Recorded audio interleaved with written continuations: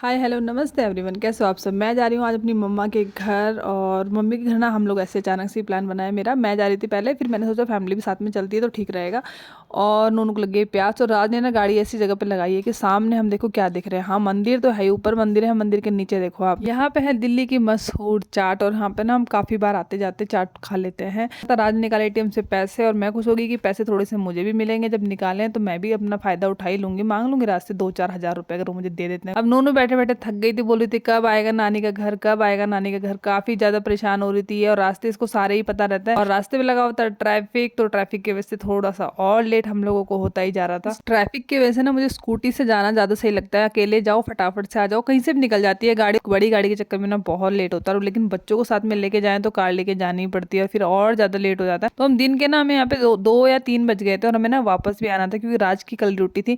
अब मैं दिखाती हूँ आपको। मम्मी से बात करने के बाद ना हम लोग फ्री हो गए थे। उसके बाद मम्मी ने कहा हम दूध निकालने जा रहे हैं गाय का। तो बच्चों को मैंने दिखाना था, बच्चे आज पहली बार देख रहे थे कि कैसे गाय का दूध निकलता है। इस साइड पे ना हम कभी कभी आते हैं, बहुत कम आते हैं, बाहर से बाहर रहते हैं, क्योंकि आपको पता ही है गाय के पास ना थोड़ा सा गंदा रहता है, गोबर वगैरह रहता है, तो बच्चों को थोड़ा अच्छा नहीं लगता।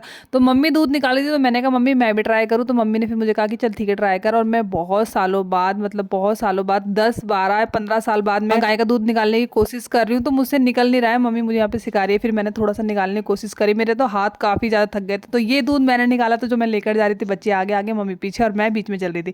तो अब यहाँ पे थोड़ा ठंडा बढ़ गया था, इनके कैब में लेकर नहीं आई थी क्योंकि हमें वापस ही जाना था। मम्मी खाना बना रही थी, मैं भी साथ में उनकी हेल्प कर रही थी।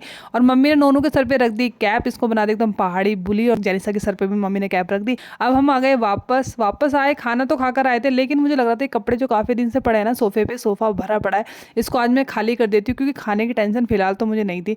तो मैंने सारे कपड़े उठाने स्टार्ट करे, और आजकल सर्दी में इतने कपड़े धुलते हैं, ये वाली जगह हर दूसरे दिन भर जाती है। इस पे हर दूसरे दिन मुझे कपड़े ही कपड़े दिखे रखते हैं। और मैंने आपको अपनी कैप दिखा दी। कैप मेरी काफी पुरानी है, मेरी नहीं एक्चुअली मेरे नंद की है, मैं लेकर आ गई थी ससुराल से। तो इस कैप को मैं कभी कभी लगाती हूँ जब ठंडा ज्यादा होता है।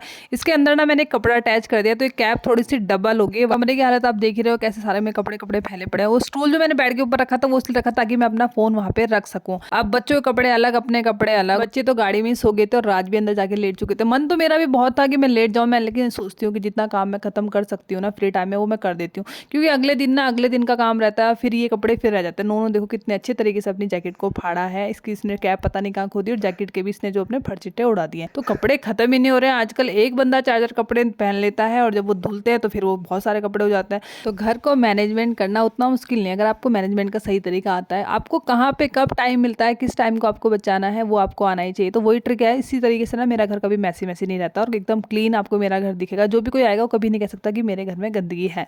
और काफी सारी चीजें मैं एक साथ भी करती हूँ, अपने चैनल वगैरह की एडिटिंग में कर लेती हूँ जैसे मुझे टाइम मिलता है। तो ये सॉक्स वगैरह सब मैंने इकट्ठे कर दिया। अब यहाँ पे ना राज का कच्चा मुझे एक मिल गया। मैं ये सोच रही थी इस कच्चे के अंदर जेब का क्या मतलब है, कहाँ कहाँ पैसे चुरा के रखते हैं पति लोग। तो वीडियो को लाइक कर